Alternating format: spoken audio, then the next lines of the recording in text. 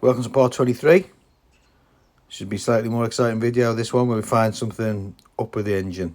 Right, let's go. When we ran the engine up the other day, I topped the oil up to nearly up to the full mark to give it a run because it was low on oil, which was a giveaway. Of course, what's happened now is that it's got an oil leak. Now it's got a drip and it's coming from the gearbox lever spindle. Now you can see the gear change spindle there. I've removed the cover and I've removed the gear lever, and you can see there's actually a separate housing there that's got the gear change selected in. Now the oil is basically dripping from under there. Now you can see the drip. Some excellent camera work here, cameraman. Stay up. Oh, he's gone off. Oh, he's back. Oh, you can see the drip. See that big drip there? So it's actually dripping quite a lot. So we need to get to the bottom of that. Now, having a good look at this. He's drifting off again. He's not really paying attention. You can see there's lots and lots of silicone around that housing. And that does not look clever. I'm guessing someone has had a go at that and has bodged it up. And what we'll have to do is take that cover off and have a look behind it, but I'm fearing the worst here. That does not look good. So taking the bolts out of the cover's loose. Unfortunately, there's not enough clearance to take the cover off. So that's great, isn't it? Does that mean that the engine has to come out? So I don't really want to take the engine out, do all this work, disturb all the carbs, disturb all the exhaust, drain the coolant system, take the radiator off, right back.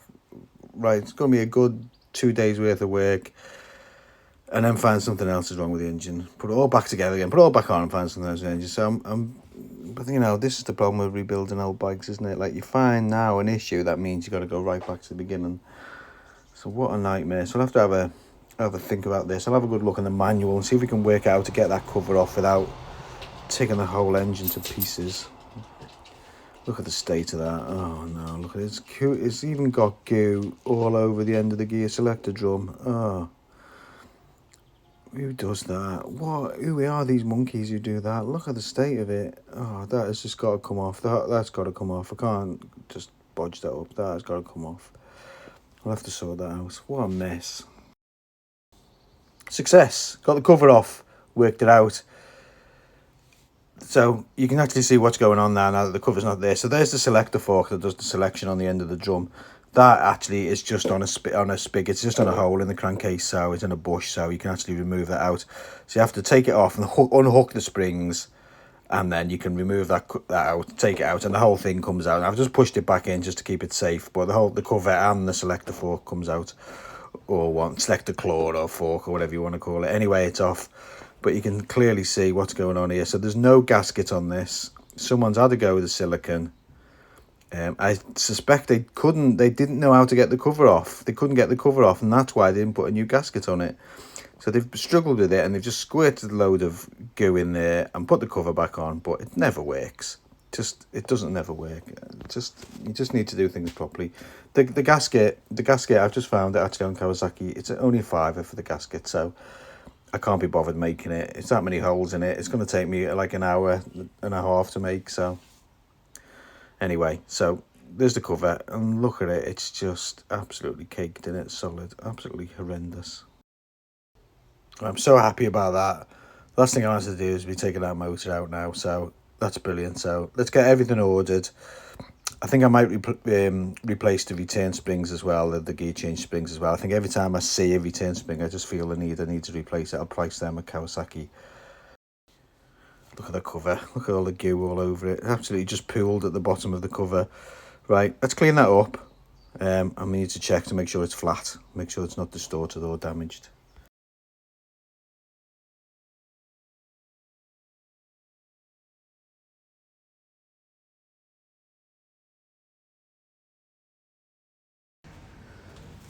So that's all cleaned up now. Got all of that goo out, which was absolutely horrendous.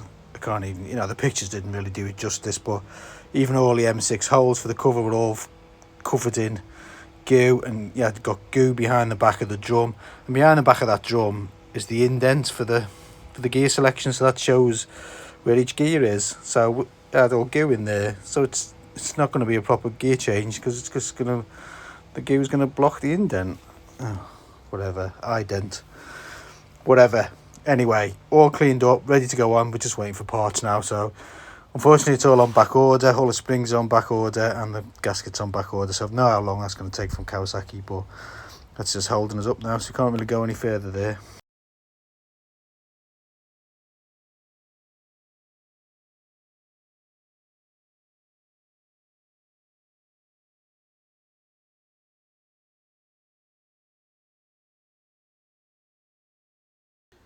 So new springs to go on. Got a proper return spring and the little hairpin spring. Both return springs, and actually just fitting that hairpin spring, I can feel that it feels a lot stiffer. So that hairpin spring had gone a little bit weak, really.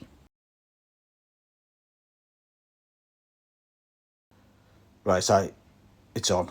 Right, I didn't film it. I'm sorry. It's far too difficult to try and film and do it. I needed to really focus and concentrate. This is how I did it. So first of all, got all the pieces out and laid them on the floor. Got everything spotlessly clean and roughly assembled. So all the gasket, everything spotless, all ready to go. And so what I did was I poked the Howard, put the springs on, poked the selector fork into the cover, but not all the way in.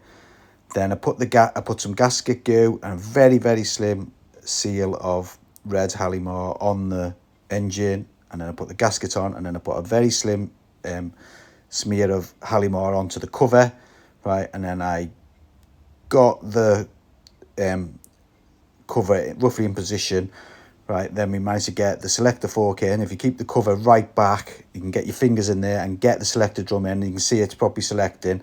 Have a pull on the lever, make sure it's fully selecting the pegs on the selector drum, and then make sure the gasket's back onto its pegs, and then push the cover on. And that's how I did it. What a pain in the neck that is. That is not easy. So we've topped the oil up now. Let's see if it holds oil. It's just a matter of waiting to see. Let's see if it leaks. Just a bit of waiting game. I think we just leave that now for a few hours and we'll double check it. If everything looks all right, we can assemble all the shifter up and gear lever up, and make sure everything's working, put the chain back on and everything. Hopefully, fingers crossed. Okay, so several hours later, you can see that's nice and dry. I'm hoping that's solved. The bike's still on the centre stand, so I think what I'll do now is I'll leave the bike overnight on the side stand and hopefully that's resolved. Just looking a bit closer at this, and you can see that on the sump here, the dreaded silicone monster's been here as well. So I'm a little bit cautious now whether the sump's now going to leak. We've got a sump leak as well.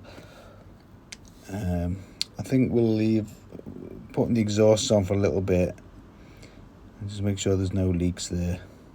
Anyway, I think that's the end of the video. It's long enough. I think we'll leave it there. We'll see you on the next one.